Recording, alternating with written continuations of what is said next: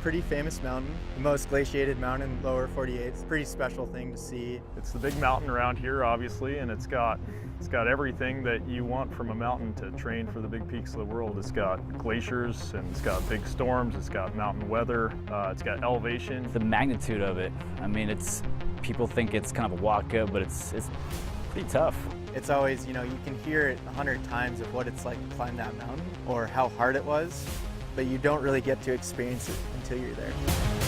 You're not being prepared on the front end in terms of physical fitness. That's something that you just can't acquire while you're on the mountain. Somebody who's moderately fit is kind of the minimum to where you'd want to start training. Some people might want to start a year in advance. Tired, but still going up. Then you want to be able to walk about 1,000 feet of vertical up an hour. Really what you want to shoot for is being able to carry that 40-pound pack uphill, walking on rough terrain, up and down, especially in the snow. You have to have a lot of muscular endurance in your lower body. You have to have a strong back, but I think you have to have a lot of mental fortitude and mental stamina as well. A lot of people who are in incredible physical shape struggle to make it up Mt Rainier, but have that mental edge because you can push yourself to do things you never thought you were capable of. Being outside in the wilderness is pretty nice regardless of what you're doing, and getting exercise, getting out there to climb a peak is also pretty fun as well. Start with a small peak, you like it, you ramp up, go to a bigger peak. We're almost there. People do ask me all the time, like, why did I pick this new challenge to do Mt Rainier? And I would say more like, why not? I'm never gonna forget, like, when you're flying in Seattle and the pilots say, look out of the window, and then you see Mt Rainier, and it just looks impressive. It looks like something that you wanna be part of. Well, getting to the top it's cool. There's no higher that you can go. I can explain it a million times, show you a bunch of different pictures and videos, but until you actually watch the sun crest over to the east, it's just a spectacular experience. So the first official day, we do a full gear check, get everybody checked out on their gear. Looks good. Let them know what to expect from the climb. There is high rockfall potential, and the way we mitigate those hazards are moving quickly. Start at Paradise and walk up to Camp Muir. That's a pretty long walk. It's about 4,500 feet of elevation gain.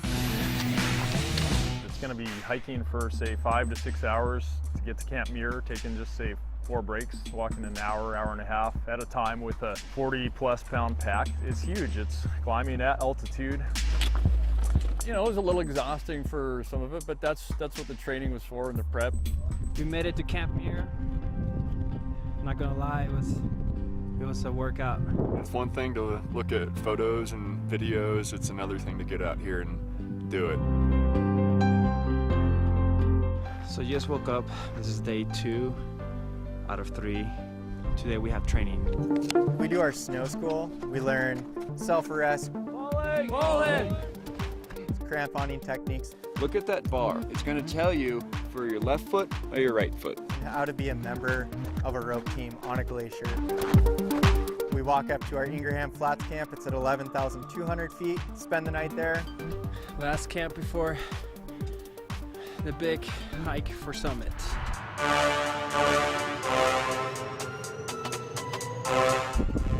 Usually a pretty early wake-up time for the next morning. All right, it's time to get ready.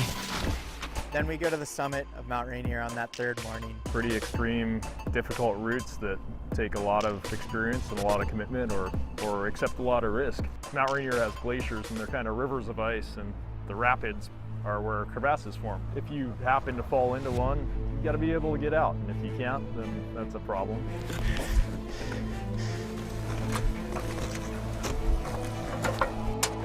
Alrighty, hold up there, Jose. Risks were high for this route. It was a little riskier than it has been in the past. The consequences were a little bit higher. We didn't think that we had that margin of error to play with. We weren't successful in the summit, unfortunately, due to some dangers on the route. You know, what's important is it's not getting to the top. It's not even having a good time. It's getting home. Mt Rainier will let you climb it when Mt Rainier wants you to climb the mountain. We can do our best, but at the end of the day, it's totally the mountain's say.